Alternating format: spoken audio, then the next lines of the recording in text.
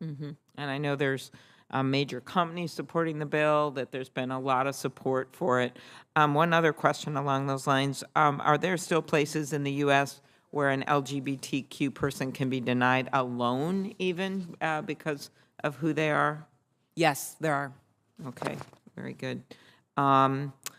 Could you talk about some of the progress? You mentioned Minnesota, but some of the progress that have been made in states on a state-by-state basis, which I think shows how, in fact, there are a whole lot of people out there who support the work of HRC and bills and state versions of bills like the Equality Act. I know that my state, as you mentioned, has been a leader. We were a leader on anti-discrimination from the very beginning. In 1993, we began protecting LGBTQ people against workplace discrimination. We were the first state in the nation to outlaw discrimination based on gender identity. So could you talk about progress? Absolutely. There has been incredible progress for our community. You know, if I look back 20 or 25 years, 60% of Americans opposed same-sex marriage, and now nearly 80% support same-sex marriage, and the Respect for Marriage Act is the law of the land. That changed because we were able to serve openly in the military. That changed because we were able to tell the stories of our lives and show what our love looked like. That changed because now the majority of Americans know someone who is lesbian, gay, or bi. We need to make sure in this fight that we're not letting people's lack of visibility seed into fear, and instead tell the stories about trans women, tell the stories about trans men, show the stories like Harley's that show that at the end of the day, these are simply Americans who are trying to live. That's what we're fighting for. Okay. Well, and thank you to all the witnesses. I wish I could ask you all questions, but my colleagues are waiting. Thank you. Thanks, Senator Klobuchar. Senator Blackburn. Thank you, Mr. Chairman, and thank you to each of you for taking your time to be here today. We certainly appreciate that. And Riley, I want to come to you. Riley is a Tennessean, and we are so incredibly proud of her work and the job that she is doing. And one thing that I have noticed repeatedly over the last few years is this administration's intent that they continue to push forward, erasing the word woman, their intent when it comes to ending Title IX and ending the ability for young girls. You know, in Tennessee, I talk a lot about the Lady Vols, a great basketball team with such a great history, and that how important it has been to young girls. When I talk to girls that have played on that team, they talk about the impact that being able to be a Lady Vol and what that had on their life, what that impact was to them personally and professionally. And they talk about the opportunities that were open to them because they were a Lady Vol, they were a competitor. And I say all the time, there are hundreds of young girls that are out there at their home beating that basketball against the backboard and the blacktop and trying to hone their craft so they can be a competitor, they can be an athlete. And I was so disappointed that this administration, the Department of Education, went so far as to propose a rule allowing biological males to compete in women's sports. And Riley, you've referenced the impact of on young girls that this has and how it is kind of defeating, not only to when you are competing, but when you're preparing. And you reference the amount of work that you do, that 5 a.m. swimming, that 5 o'clock dinner, and the way you're double tracking to be a competitor and also get an education. So I want you to talk a little bit about the impact that keeping Title IX.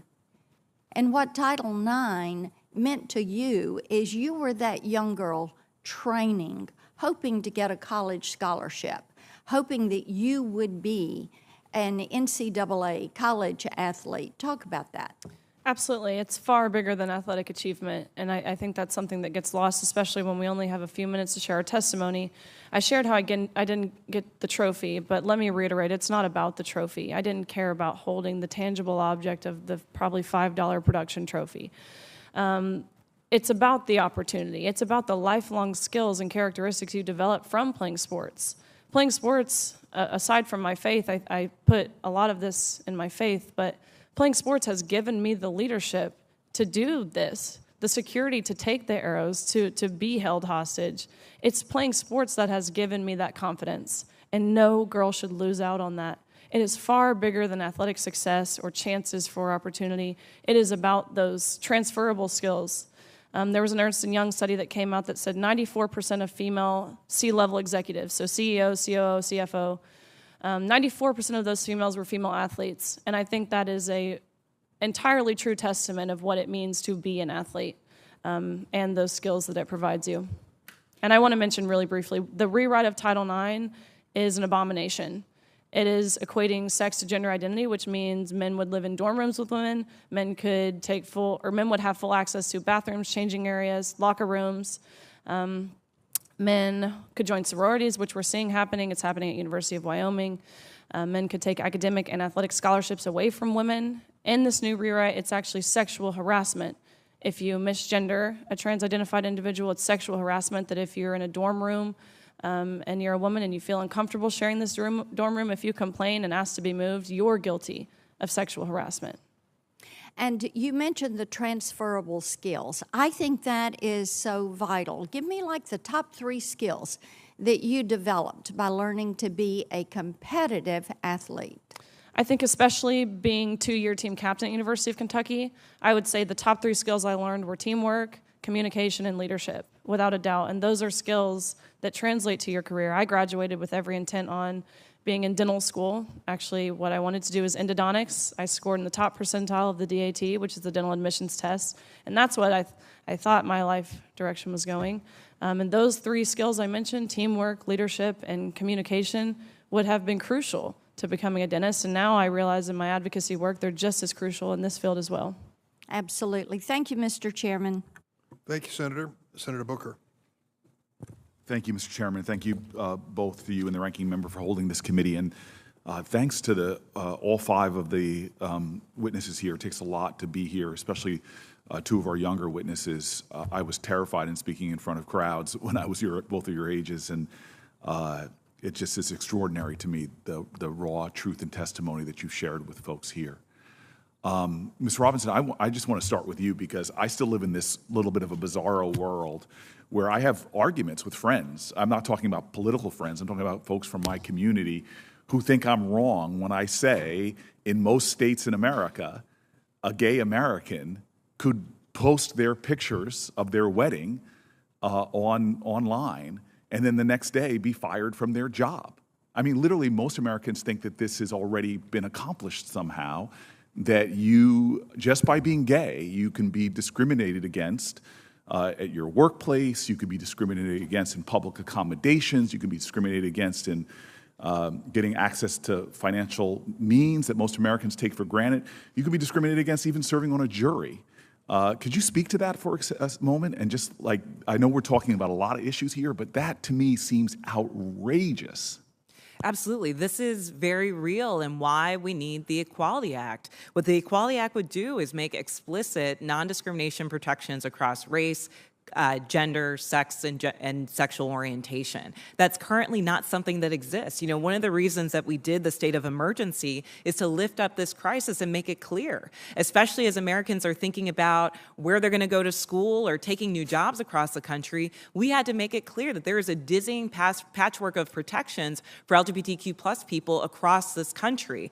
In service of that, we issued a guidebook that includes Know Your Rights resources, where you can go to file complaints, and then also tools to navigate some of these more hostile states. And if I can just interrupt you, because I had the privilege of serving with John Lewis, and I'm happy with Senator Merkley and Senator Baldwin to lead on this bill in the Senate, but on the House side, John Lewis was leading on this bill. And when you asked him, here's this, Christian, Southern, black elder man, and he would say that these issues are so similar to what he was dealing with.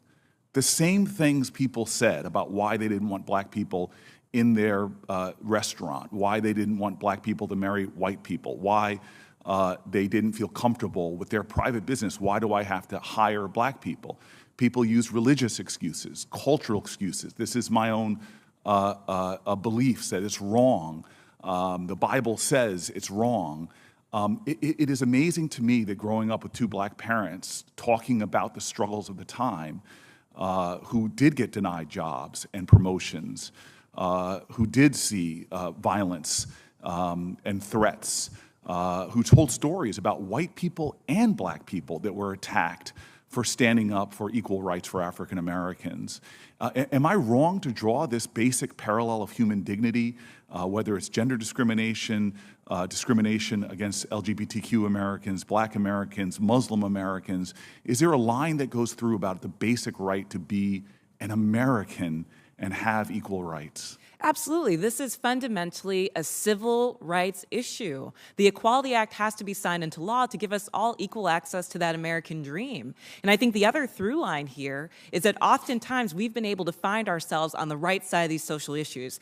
For example, the same things that they're saying about trans people today, they were saying about lesbian gay people 20 years ago, and now the Respect for Marriage Act is the law of the land.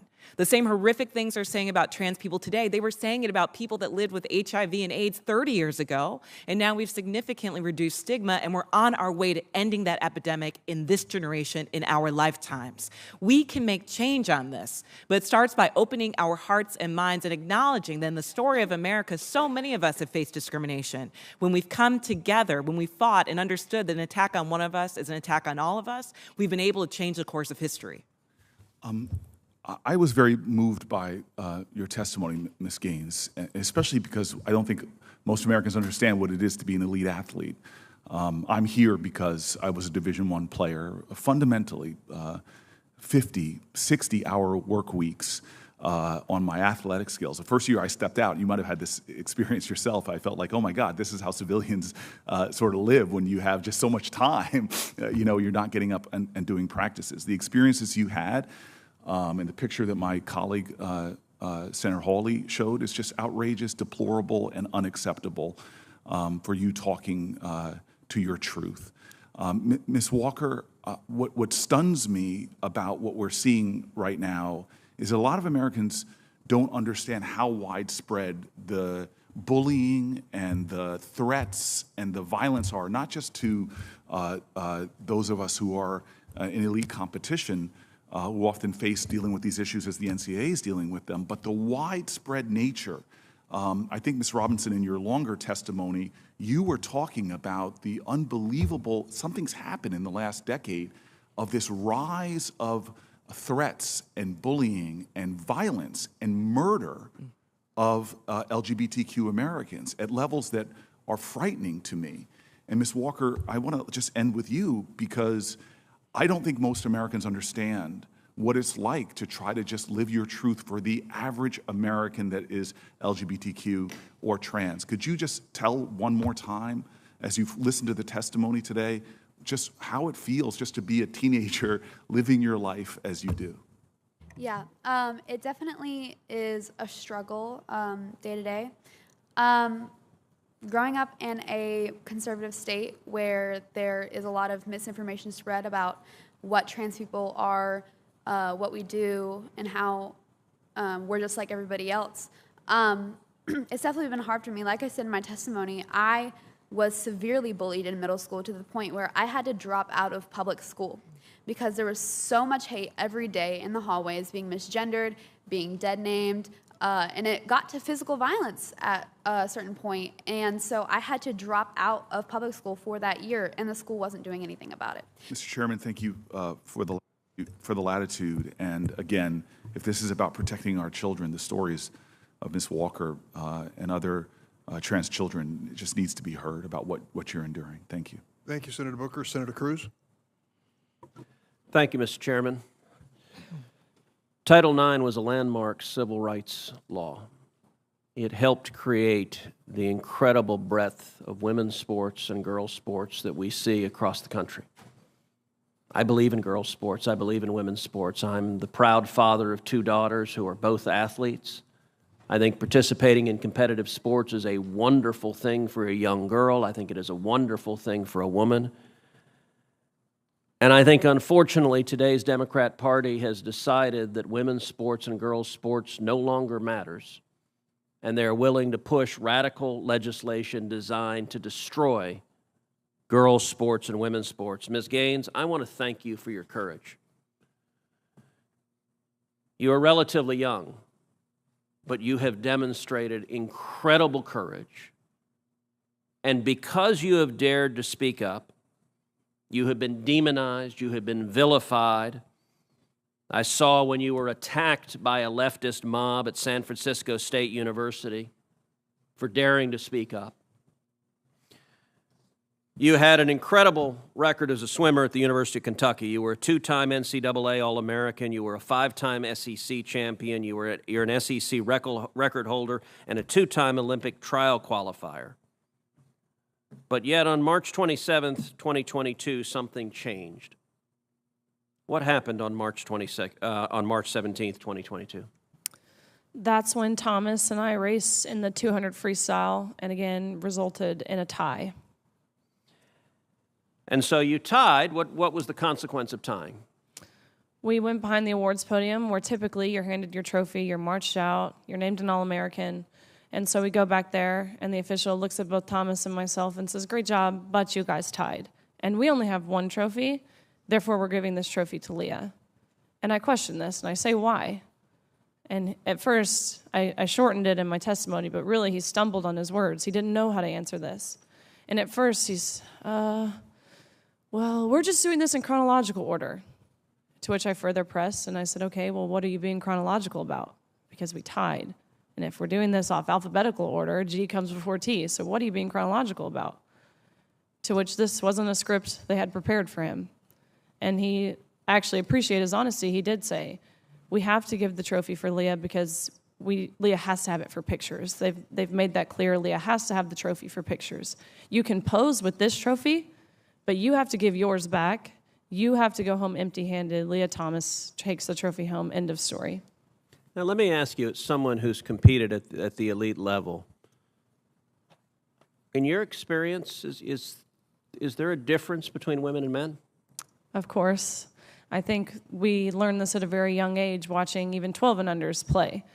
Going through puberty causes irreversible advantage, that no matter the training, no matter the diet, no matter any alterable change you can make, will overcome that male advantage. Especially in sports like swimming, where lung capacity matters so much. Even something as silly as throat size, men have on average a 40% larger throat, which sounds like it's nothing, but when you're grasping for air, that 40% larger throat makes a huge difference in athletic success, not to mention height. You guys know the differences. Ms. Robinson, do you agree with Ms. Gaines that there's a difference between women and men? If the question is about trans women, I'm just asking, is there a difference between women and men? I mean, what I can say here is that the NCAA has rules in place. They've had rules in place for the last decade, and when this competition I'm happened, going to try again. the rules were clear. Do you believe there's a difference between women and men? It's a yes/no question. Do you believe there's a difference? Oh, I think that we're talking about this case with the NCAA. No, I'm asking a question. Do you believe there's a difference between women and men? Most people could answer this very simply. I'm curious if you're willing to do so. Oh, absolutely. I'm just putting it into the context of the conversation that we're having. I think that there are definitions related to sex. Is but that I a also yes? think So I'm that trying to when get a yes or no. I'm not trying to get a speech. Is there a difference between women and men?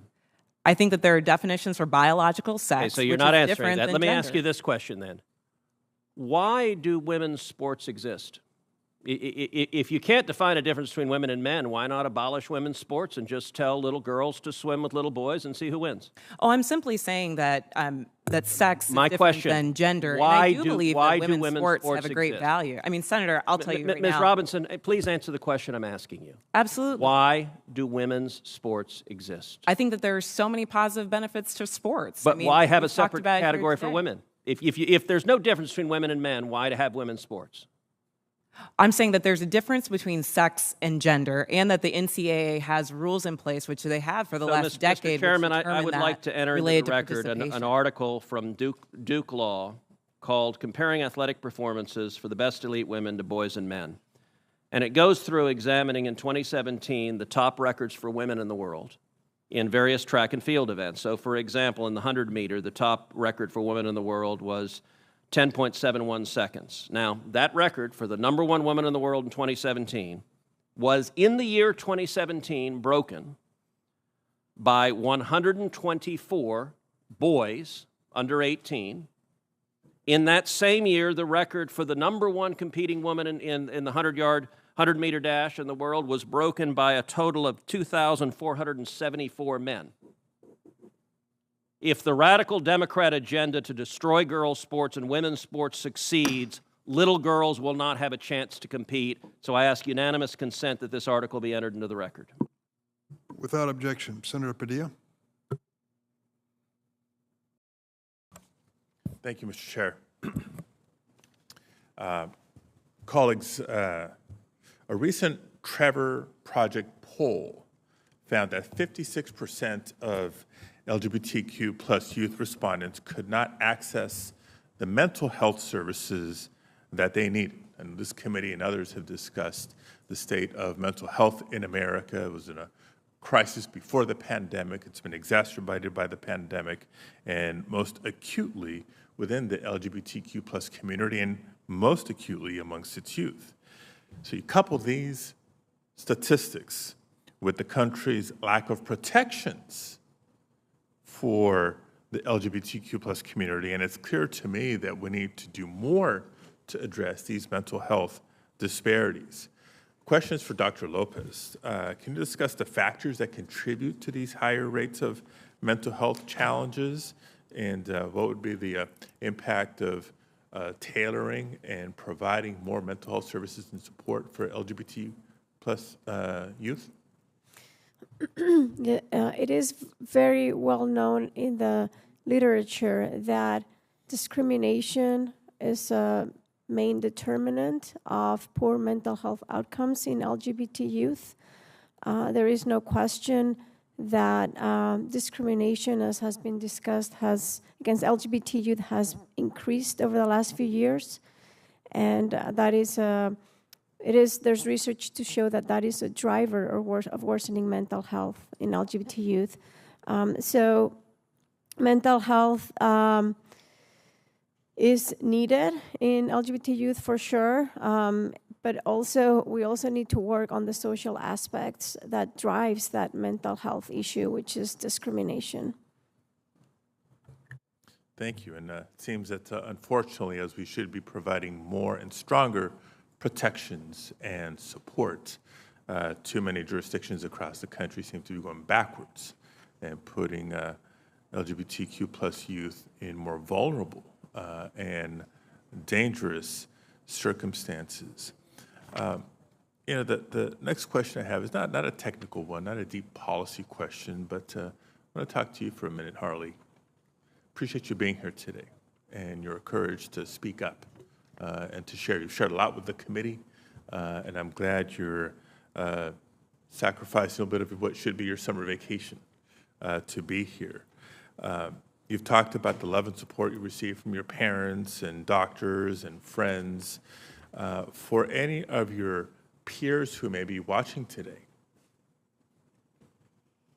thinking about maybe how to talk to their parents, how to talk to their friends, maybe not in as welcoming or comforting of a circumstance as you were blessed to have, what words of encouragement would you offer to them, given your experience and given your advocacy? The main thing I would want to convey to them is that they are not alone. Whenever I started my journey, I had just entered middle school, and as I said, I had to move to online school because of bullying.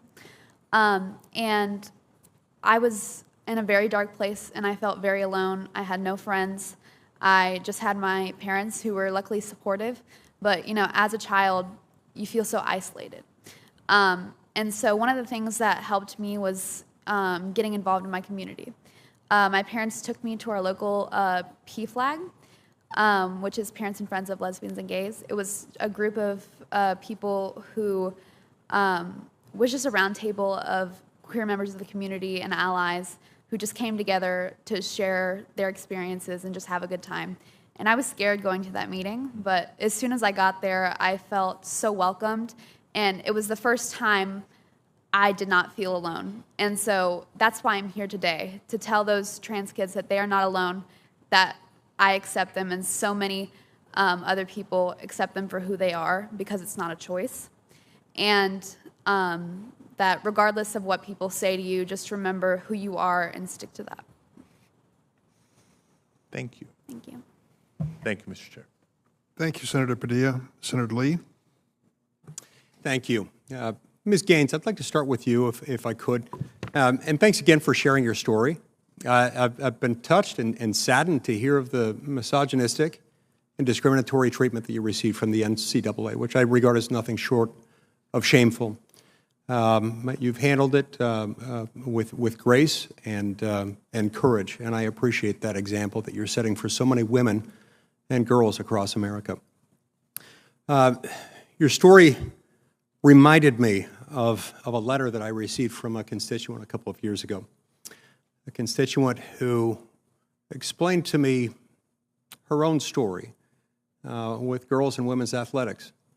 She explained that she would never have been able to go to college, never would have had a chance at a college education had she not done so under an athletic scholarship. And while she was in college, she became the most dominant female track athlete in the state of Utah. And she was a two-time All-American sprinter who held the 100-meter record at BYU for 22 years. She told me that even at the height of her collegiate year, as one of the top female sprinters in the country, she would sometimes go to help her dad, who coached high school track, and she would go to those events with her dad. She said even then, the high school boys could beat her because of biological differences between people who were born male and people who were born female. So what would you say to all the high school female athletes who worry about losing potential college scholarships, to say nothing of the world in which we now face name, image, likeness, endorsements, things like that, all the things that they might forego as a result of having to compete for scholarships, endorsements, and notoriety with people who were born male? My message would be that it's not transphobic to acknowledge how women deserve respect, how we deserve safety, how we deserve fairness, we deserve keeping our dignity. It's not transphobic to say that. It's not transphobic to say that you can't change your sex. Sex is down to a chromosomal level, and that's not something that can be changed, and that matters in sports. Your biology, sports is the one area where your sexual chromosomes matter. And again, I'll echo Harley's message as well, as you're not alone. The overwhelming majority of people regarding this issue of fairness in women's sports agree that having men in women's sports is wrong and that it's unfair and it's a violation to, again, our privacy and rights to safety as women. So that would be my message, to be bold, be empowered, and before anything, stand firm in the truth, biological truth. Are you transphobic, Riley? That is simply not true. Do you hold anything against transgendered persons? Absolutely not. I agree Lia Thomas was following the rules set in place by the NCAA, and I have no problem with Lia Thomas. I do believe there's a bit of selfishness and narcissism and entitlement surrounding this person in regards to the utter disregard that Thomas displayed for us in these situations. But I have no animosity towards Thomas. My problem is the NCAA. My problem is the Biden administration pushing a rewrite of Title IX. That is my problem, and that's why I'm here. That's why this issue has become political for me, because I realize that legislation is the way you curb these things. I can't believe it's come to this, but I have no hate in my heart towards anyone, even the protesters who mobbed me. The first thing that I did was prayed for them. I saw the soullessness, the vengeance, the violence in their eyes, and they do it in the name of love and inclusion and acceptance and tolerance and welcoming and embracing diversity, but they did not embrace my diverse thought. That, to me, was what hate looked like. Nothing in my heart is hateful. How about the NCAA? Did the NCAA embrace your diversity? Tell me what attempts that the NCAA made to accommodate you and other female swimmers who felt uncomfortable sharing an open locker room with a biological male. Nothing. They actually made us feel guilty for feeling as if we were uncomfortable. Time and time again, that's what we saw. There was even a group of girls who undressed in the janitor's closet. They changed clothes in the janitor's closet because they felt more comfortable undressing in that environment than they did undressing next to someone with male gaze. And were they doing that because they were transphobic? They were doing it because they were violated. Tell me how they were violated. I think 2, 3, 4 years ago, if a man claims the identity of simply saying they are a woman, walks into a locker room, a DA would follow this man into a locker room, arrest him, and he's charged with sexual harassment, voyeurism, indecent exposure, and the list goes on. But this was celebrated. This was encouraged. Lia Thomas was then nominated for NCAA Woman of the Year, which is an award that I was also nominated for. But when I saw the full list of nominees and saw that NCAA Woman of the Year was not exclusive to just women, the award was immediately devalued and meaningless to me. That's how they were honoring this, rather than making us feel reassured in our feelings that this was wrong. When you accommodate men time and time again, refusing to accommodate women, we call that misogyny. Thank you, Mr. Chairman. Thank you, Senator Lee. Next up is Senator Blumenthal. Thank you, Mr. Chairman. Ms. Robinson, your testimony is really powerful on the issue not only of anti-LGBTQ plus legislation, but also the threats of violence and hate crimes. And you describe this entire emergency as a result of a coordinated moral panic. The reference to this emergency is unprecedented in the 50 years of the Human Rights Campaign, which itself is noteworthy. I wonder if you could describe the links here that make it coordinated, that create the threat of violence, the feeling that this community is, to quote you, constantly under threat, and what relation it is to gun violence in particular at Pulse and Club Q. You refer to both of those. If you could just expound on your testimony a little bit in that regard. Absolutely. And I think that, those real-life examples of Pulse and Club Q show that this violent political rhetoric plus easy access to firearms equals real-life harm, violence, death to my community. And while we're here talking about the issues that are truly affecting children, their health and their safety, the number one thing we should be talking about is gun violence. That is the number one killer of America's youth, but instead we are putting a target on the backs of trans kids. And when it comes to where this is coming from, we don't have to guess. I mean, the American Principles Project, their executive director said that they are targeting trans kids to, quote, score political points. And every time we see these waves of anti-LGBTQ plus legislation move through states, over 500 bills just this year, we see it accompanied by campaigns of hate and bias online. In Florida, when the Don't Say Gay or Trans bill was moving through, you saw a 400% increase in language of groomers online targeting the LGBTQ plus community. Let's be clear that this is instilling fear in people. This is perpetuating transphobia and homophobia that has real-life impact on harm on the lives of my community. Would you say that a lot of the rhetoric, the legislation, in a sense, gives license to the violence or encourages it implicitly, maybe without directly intending it, but nonetheless creates an atmosphere where the violence is more likely to flourish. Absolutely. You know, there was a speaker at CPAC that called for the quote-unquote eradication of transgender. That sort of violent language takes away the humanity of people that look like me, the people experience the world like me, LGBTQ plus people across this country. It makes us seem less human. When you couple that with trying to censor education, remove our stories from schools, trying to criminalize or vilify loving parents for affirming their gender identity, this is creating a culture of fear and harm that's directly targeted at some of our most vulnerable, the LGBTQ plus community and trans youth. We should all see what's happening for the moral crisis that it is and know that because the attack is coming to trans youth today doesn't mean that that target can't be placed on someone else's back next week. This is a threat not only for the trans community, but for us all. I think that's a really important point, that we are all at risk of this violence if the LGBTQ plus community can be targeted in this way. Anyone can be targeted. Anyone who's different is at risk. And this community right now is the most vulnerable, but others can be targeted as well. Senator Hirono and I have helped to lead hate crimes legislation, which actually has taken as one of its principal causes to stop exactly this kind of violence. And so I want to thank you for your leadership and look forward to working with you in the future. Thank you very much. Thanks, Mr. Chairman.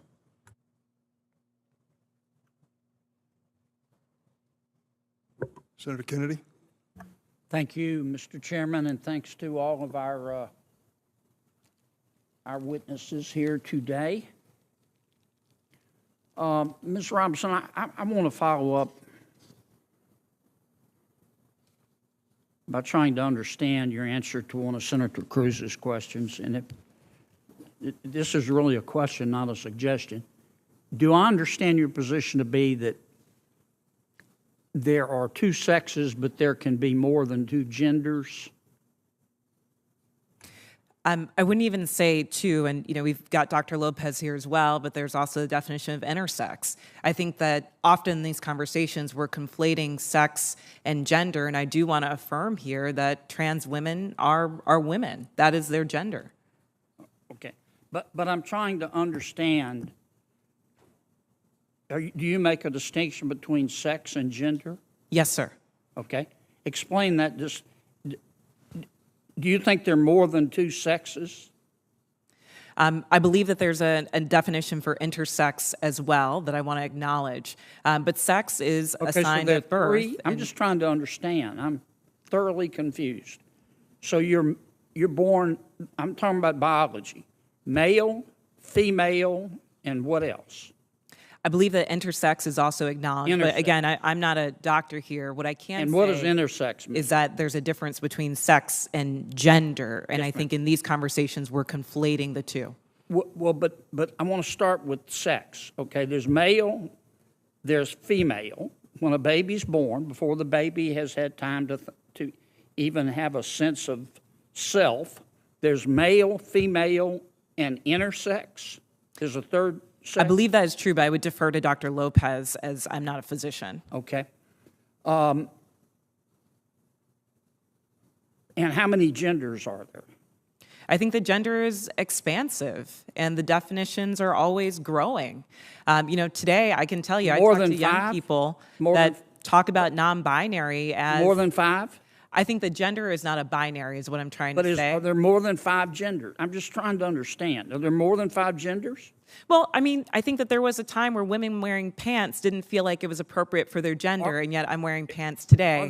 I think that there are ways that we express our gender that are expansive. Are there more than 5? I wouldn't subject myself to naming how many genders there are, but what I can say is that gender is a reflection. Number? Excuse me? There's an infinite number of genders? I think depending on your culture, there are a lot of different genders that exist. And I can also say that it's a term that's evolving. If you look at young people today, they really don't lean into the binary of only woman and man. So I think that it's incumbent upon us not to legislate on this, but create space for them to explore what their identities are, what their gender identities are. All right. Let's get back to athletics. I think I understand what you're saying. There are three sexes: male, female, and intersex. I believe that to be true, but again, I'm not a physician. And so there are an infinite number of genders, because gender is a mental state. Gender is about expression, and I think that there are a variety of ways that you can express your gender. Okay, so there's infinite number. All right, let's go back to the biology. Male, female, boy, girl, okay? Biologically, do males have an advantage over females biologically in sports? Again, I'm not a physician, and I can't speak to that. What's your real-world experience? It depends. I mean, there are some people who are born male that I'm faster than if I were to sprint against them, and some that I'm not. Some males that are taller than some women, and some that are shorter. You don't believe that a biological male has a physical advantage in sports over a biological female? Not as a definitive statement. Give me an example. Well, no, I don't think. How many female members of the NBA do you see? Well, I can say that, there's been this news article about men that think that they could beat Serena Williams in tennis, right? That they think that they could actually score a point on her. And it's just not the case. She is stronger than that. What's your experience, Ben? Male, female? Both Serena and Venus lost to the 203rd ranked male tennis player, which they're phenoms for women. My experience, my husband, he swam at University of Kentucky as well. In terms of accolades and in terms of national ranking, I was a much better swimmer than him. He could kick my butt any day of the week without trying. Okay. I just think, Ms. Robinson, I'm trying to understand where you're coming from. I think you lose a lot of credibility when you don't concede that a biological male has physical advantages over a biological female. I mean, I just think that's a proven fact, and you really hurt your credibility. I understand you want the world to be a better place. I do too, and I don't think people ought to be discriminated against because of an immutable characteristic. I don't. And I think that I think everybody ought to be free to be themselves. And what you do in your bedroom or what I do in my bedroom with a consenting adult is nobody's business. But if what I do in my bedroom with a consenting adult, if I decide I want to tell somebody's child about it, then other people have rights too. And I think parents have rights. And I think biological females have rights to be able to compete fairly in sport, in sports. So I really think you hurt your credibility when you refuse to acknowledge that biological males have an advantage over biological females. It kind of makes me wonder about all your testimony. Thank you, Senator Mr. Chairman. Kennedy. I'm sorry, go ahead. What I'm trying to say is that there is not a definitive advantage in all cases. Sir, I don't know if you believe that you could beat Serena Williams in tennis, but I probably think that that's not the case. There are not all cases where all men are physically superior to all women. And at the end of the day, in this conversation, we're not talking about that. We're talking about trans women who are, in fact, women, who deserve to play in a gender that matches their sports, who deserve all the benefits that Ms. Gaines is talking about. And as a cisgender black woman, I can say definitively that my womanhood is not threatened by a transgender person asserting hers as well. Senator Hirono. Thank you, Mr. Chairman. I thank all of the persons who are testifying today. For Ms. Robinson, do you know what percentage of women's sports consists of transgender participants? It is a very small number. I can say that that the Williams Institute has estimated about 300,000 trans youth total in the United States. That's less than a percentage of a percent. And when some of these laws pass in places like Utah, they are putting into place broad sports bans that ban kids from playing as early as the age of 5 years old. In Utah specifically, when the governor explored more about that piece of legislation, he last year called it cruel because it actually only impacted 4 trans students in the state and only 1 trans girl. So we know that there's a very small percentage of trans women that are actually playing in sports that these bills are targeting. So, it's I hardly know what to say because I would think that human rights belong to everyone, and that trans rights are human rights, and I think we must do more to ensure that the trans community and the LGBTQ plus community more broadly can live as their authentic selves, free from the threat of and real violence or discrimination. So, Ms. Walker, thank you very much for being here. Do you play in sports? Do you participate or compete in sports? I do not. So would you say that most, I would think that most transgender girls are not competing in sports, but you just want to be able to be free from these kinds of totally discriminatory laws that does not allow you to be yourself. Yeah, that's definitely the case. Whereas I don't personally compete in sports, so I can't speak for the trans kids that do compete in sports. I will say that it's even more scary for us in situations like that, because can you imagine somebody like me having to compete in a men's sports team? That would be detrimental to my mental health, and I would feel unsafe. And so I think things like the Equality Act are necessary to protect these trans people from discrimination, because we have the right, I have the right as a woman, just as Ms. Gaines has the right as a woman to compete in women's sports. And just because I wasn't born in a female body doesn't mean I don't have that same right. Thank you. And as long as we're focusing on sports, of course, we know that there are huge differences in so-called male sports and the support that's given to male sports and so-called male athletes versus women's sports. And there's all kinds of data about the discrimination in these so-called male and so-called female sports. In fact, one of my colleagues, who is very much opposed to transgender persons competing in female sports, said if we allow transgender persons to compete in against females, that we're going to see coaches encouraging boys to become transgender to compete against girls. Ms. Robinson, is this what's happening in sports? No, it is not. There is an incredible process that people have to go through to come out that can be painful, that's about exposing yourself to your family, to your friends in different ways. I can't imagine someone enduring all of that simply to play a sport.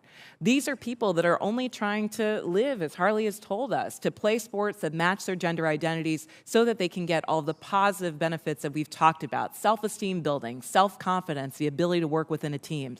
I just can't see why we would deny that opportunity to children as young as 5 years old. One last question. So we have all of these laws, Don't Say Gay and other kind of laws. Maybe this is a question for Dr. Lopez. As you work with the transgender community, LGBTQ persons, so what do these kinds of bans on books, what kind of impact do they have on the persons that you treat? Well, these are, one has to remember that transgender children and adolescents are already a vulnerable population. They have to make an extra effort compared to non-transgender children to socialize, to feel like they belong, to participate in sports, which they have the right to, as Harley said. And if there's already a climate of you can be targeted, you will be treated differently, these kids tend to isolate themselves. I have patients who have no friends, like 0 friends. I have patients that I just do online or homeschool because they're terrified about going to school, let alone participate in sports. That can be terrifying for them. I have one patient that I saw last week that the mom told me is a 12-year-old who plays soccer, and it's not competitive, it's just with the school. And she told me, this bill is going to be devastating for my child. I will have to move out of state if the bill that bans sports participation passes, because that has kept my child alive. That was the thing that helped me engage and feel accepted with peers. So yes, all this climate is really harming the social life and the growth of my patients, of these kids. Thank you, Mr. Chairman. Thank you, Senators. Senator Whitehouse.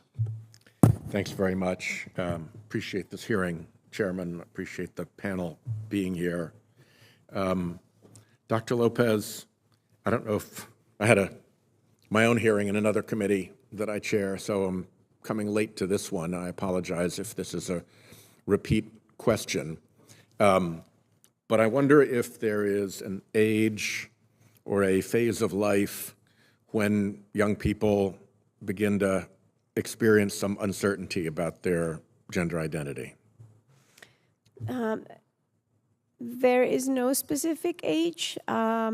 People can experience that their gender is different as young as 2 when they start talking.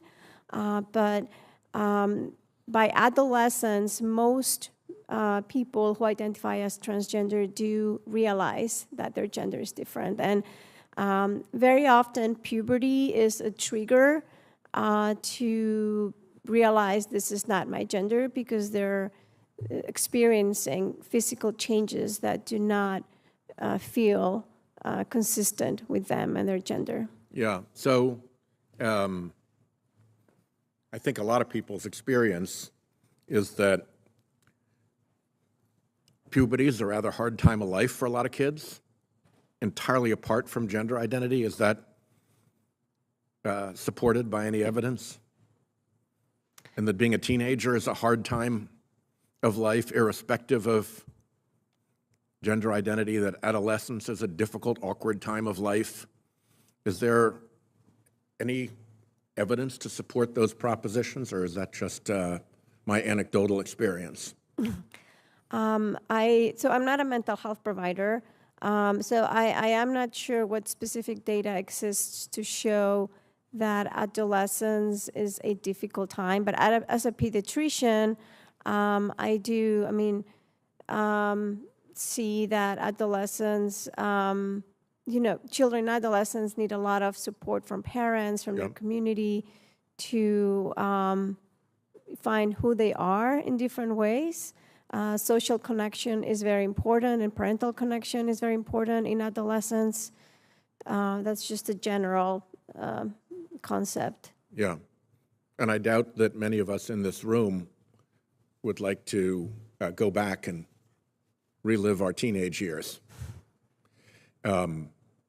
So if you accept the proposition that that period of adolescence and the onset of puberty and, being a teenager and all of that is a difficult, challenging, and awkward time of life, presumably it gets a lot worse when you add to all of the questions that kids experience in that phase of their lives, the additional question, concern, uncertainty, awareness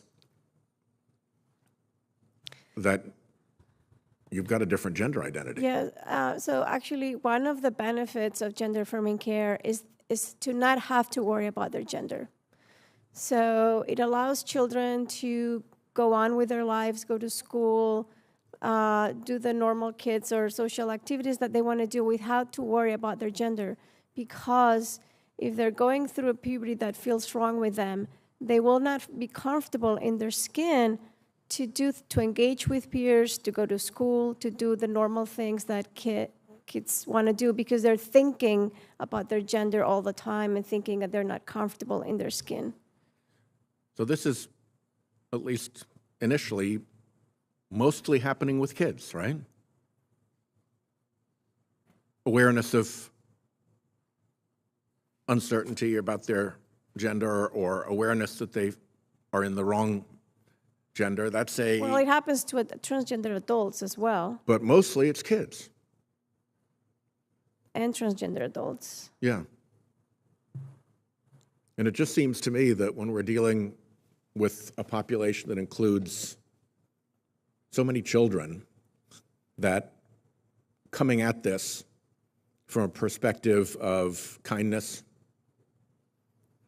and love and support is the thing that just we ought to be doing as fellow human beings. And at least that's the message I take away from this hearing. There's just no point being mean to these kids. They've got enough going on already.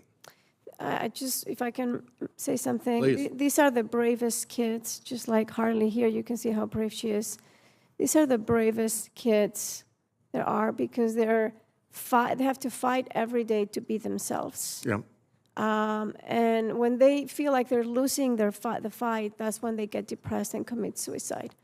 And it takes also a lot of courage for these patients to go against the world, really, to advocate for their kids, to support them. So these are really good, loving parents that just want their kids to be happy and do the normal things that kids do. And other grown-ups trying to score points off of all of that just strikes me as being very unfortunate behavior. It's Thank terribly you. unfair. Thank you. Yeah. Thanks, Senator Whitehouse. Senator Ossoff? Thank you, Mr. Chairman. Thank you to our panelists for joining us today, to all of you for your testimony and your courage in speaking publicly and speaking before the Senate. I think it's worth just stepping back and acknowledging the tremendous stress and anxiety that so many across the country are dealing with for so many reasons, but that without question, as we see in survey after survey, as we see from mental health professionals, from psychologists, psychiatrists, counselors, that LGBTQ youth are experiencing,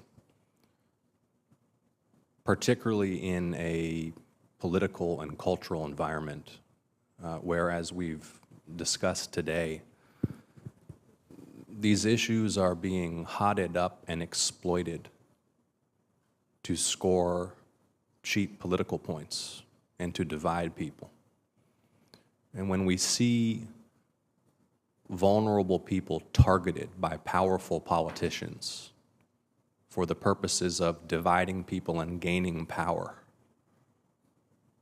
with reckless disregard for the impact that it has on particular children and young people who are struggling, who are bullied, who are marginalized, who are bravely grappling to reconcile themselves and how they feel about themselves with the expectations of family and society, and then a political environment is imposed upon them in which they're made the center of attention and a focus of criticism and hatred. Children. I think it's worth just stepping back and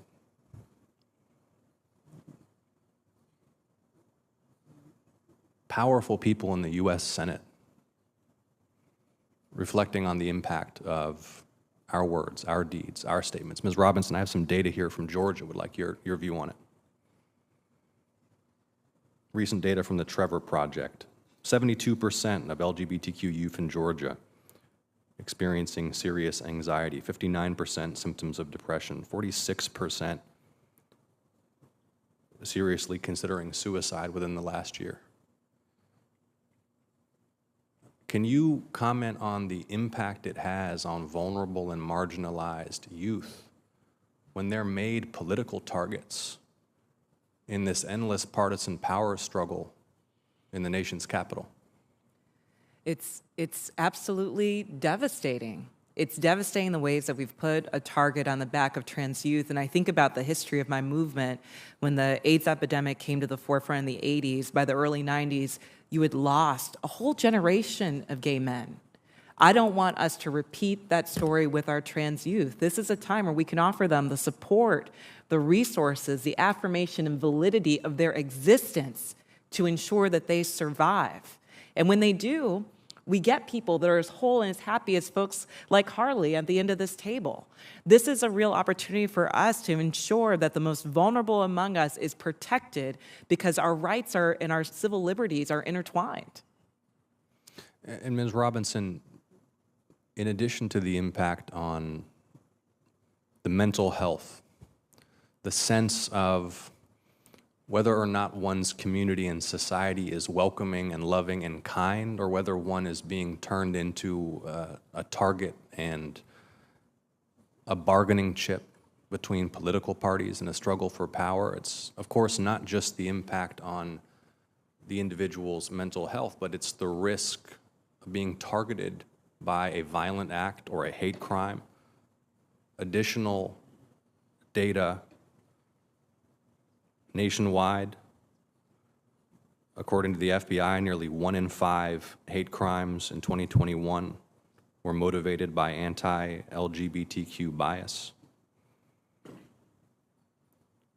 Between 2017 and 2020, DOJ data demonstrating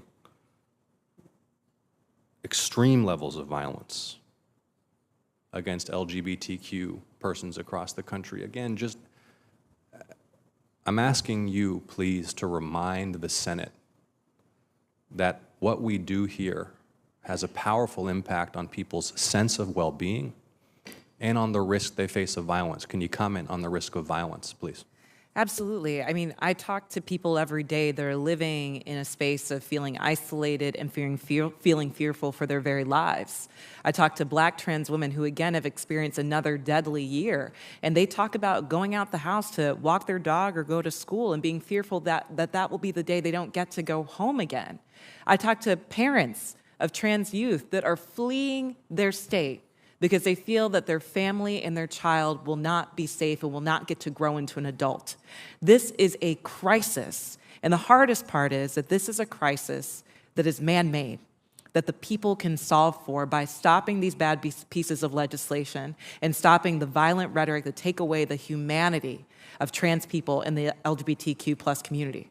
Thank you, Ms. Robinson. Thank you, Mr. Chairman. Thank you. Senator Welch? Thank you, Mr. Chairman. I want to thank all of the witnesses for being here. You've been tremendous, and I mean every single one of you, because we're dealing with issues that really affect people in a very personal way. Ms. Walker, thank you for your courage. Thank you for your coming forward and telling us your story and sharing that. And I want to say thank you to every one of you. You know, this whole challenge that we have as a society, and it's not unique to the U.S. society, of defining people who are other as less entitled to be fully accepted, has been an ongoing situation that we face throughout our history. You know, recently in Vermont, we were the first state to pass civil unions, and our incumbent governor who signed that bill nearly lost his re-election. And many of the arguments that are being made here about why that would be so bad dissolved because once the law was passed and people were together, then what before had been seen as wrong, we were allowed to see what love existed between these people who got a civil union. And then a few years later, Vermont was the fourth state to pass marriage. And what Senator Ossoff was talking about is kind of a dynamic, I think, that is only cured by acceptance. You know, none of us know what shoes each of us walks in. We just know we're all trying to figure out life and who we are and how we can be who we are and be fully engaged in being a generous, open, and loving person to everyone else. So the Equality Act, I think, is so important because it essentially acknowledges, with the force of law, that LGBTQ plus folks are entitled to the same rights and protections as everyone else. So that's my statement here, but it's a statement of appreciation about each of you being here, because I'm talking to you, Mr. Sharp, and you, Ms. Gaines, as well, because these are gripping issues for everyone. But I come down on the side of just accept what people's struggles are, and there's a lot of power in acceptance. But I just want to ask you, Ms. Walker, if you want to say anything else about the just extraordinary issues you had to go through as you had this emerging sense of who you were. It was not quite right to fit who you thought you were and wanted to be and were entitled to be. But that's not an easy decision to make, to start walking down that road. You know, coming out, like was said earlier by Dr. Lopez and Ms. Robinson, coming out is such a difficult process for so many LGBTQ people. And for me, I was lucky to be able to have such a supporting family and supportive friends as well. But that's not the case for so many other LGBTQ Americans. And I came out in a time where, you know, this was before any of the anti-trans legislation was being introduced, and it was still difficult for me. But I can't imagine trans kids that are coming out in this modern era of hate, name-calling, and violence by these state legislatures, being called demons, groomers, everything like that. And, you know, me being called out by my state legislation and Alabama governor, who is elected to represent everybody in their state, everybody in their district, attacking those people for just simply being who they are is disgusting. And so having something like the Equality Act to protect those kids that don't have such a big support system and stop the incredibly violent rhetoric that is being introduced is incredibly important. Thank you very much. Dr. Lopez, I mean, you deal with kids, and whatever, we were all kids once, but is some law that tells a child or a young teen, young adult, who they can or can't be going to be persuasive to that person who's going through some of the internal struggles that people go through to fully realize their own identity? With the law that imposes, that prohibits them from exploring who they want to be, have any chance of working versus acceptance? I'm going to try to understand your question. Do you mean if with the laws that are being passed, gender-affirming care, your question is, what are their chances of those children? Well, I'm out of time, so I'm going to have to, I didn't ask that very well, but I'm out of time and I'm going to yield back. Thank you very much. I thank you, Senator Welsh, and I have to go vote on a roll call that's about to come to an end, so I'm going to have to bring this to a close at this. But I want to say 2 or 3 things, having sat through the entire hearing and listened to all the questions. We ended up with 3 issues here. The first issue was violence, and I hope we can all agree and nod. Violence is an unacceptable expression in a democracy. There are ways to express yourself through speech and press and voting and otherwise. Violence is unacceptable, whether it's at a San Francisco college or whether it's in the classrooms of high school in Alabama or whether it's the victims of LGBTQ hate crimes, which sadly are increasing. Unacceptable, both sides of the table. That's one thing. The second thing is we have 2 issues that have emerged here. One is an issue with Ms. Walker. I was so concerned about your coming here today, really. I didn't have to be. You're terrific. You really have poise and make a presentation that is very powerful. It speaks well of you and certainly of your family that stood behind you while you made this difficult transition in life. But what we're talking about is the other Harley Walkers across the United States, and whether they will have the same opportunity for medical care, good professional medical care based on science and medicine. Our state legislatures will step in and say, we don't want the family to make this decision. We'll make it for you. I think that's wrong. As I said at the outset, parents have a responsibility in life and death decision-making, and I think what's clear is their basic misunderstanding about the care that's being given to gender affirmation. I think Dr. Lopez clarified that today, the notion that little kids are on their way to surgery or that medicines are being dispensed with abandon just doesn't bear any credence when you look at the organizations that support the current method of gender-affirming care, American Medical Association, Academy of Pediatrics. And finally, Ms. Gaines, I get it. I understand why you feel as you do.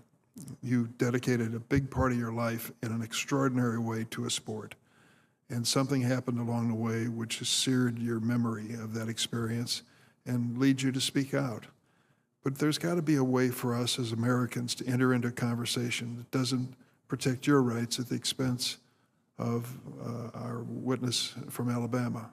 There has to be a way that we can find that is respectful of transgender individuals and respectful of what you have done with your life and the professionalism you brought to it. That's up to us on this side of the table, as I said earlier. I wasn't sure about this hearing, but I am sure now. I'm glad we had it. I'm glad you all had a chance to testify and answer the questions, and we had such a fulsome cooperation and participation by all the members of the committee. We have the power to make the promise of equal justice under the law a reality. That's our job in the Senate Judiciary Committee and in the Senate. So let's use this power to protect everyone, especially the LGBTQ families, and our fundamental freedoms and our nation's future. And with that, the committee will stand adjourned.